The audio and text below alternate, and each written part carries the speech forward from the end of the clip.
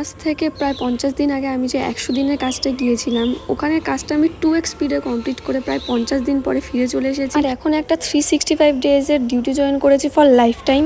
Basically আমি একজন extrovert, কিন্তু একটু ইন্ট্রোভার্ট হয়ে গেছি এখন। তো কী বলবো কিছু মাথায় আসছে না। আর যে আমার চুলে নজর দিবি তাদের যেন মাথা টাকলা হয়ে যায়, সোজা কথা একদম।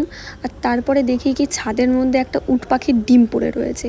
আসলে এক্সট্রোভার্ট থেকে ইন্ট্রোভার্ট হয়ে যাওয়ার মেন দুটোই কারণ। প্রথমত হচ্ছে আমার কাছে এই কয়দিন করার মতন কিছু ছিল না, আর দ্বিতীয়ত হচ্ছে এখন নতুন যারা আমাকে দেখছে তাদের সামনে তো আমার আসল রূপটা প্রথমেই দেখিয়ে দেওয়া যায় না। কিন্তু ভাবলাম যে এরকমভাবে কতদিন চলবে, একটু একটু করে আমি আবার আমার জোনে ফিরে আসি। তাই প্রথম দিনই কী করলাম, এই বাচ্চাটাকে একটু পড়ালাম, কারণ আগে আমি পড়াতাম, তো সেটা আমার অভ্যাস।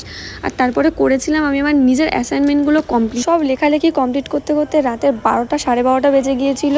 প্রথম দিন হিসাবে আমার রেভলিউশন অনেকটা বেশি হয়ে গিয়েছিল। কি বলবার কিচ্ছু মাথায় আসছে না। তাই টাটা, বাই বাই।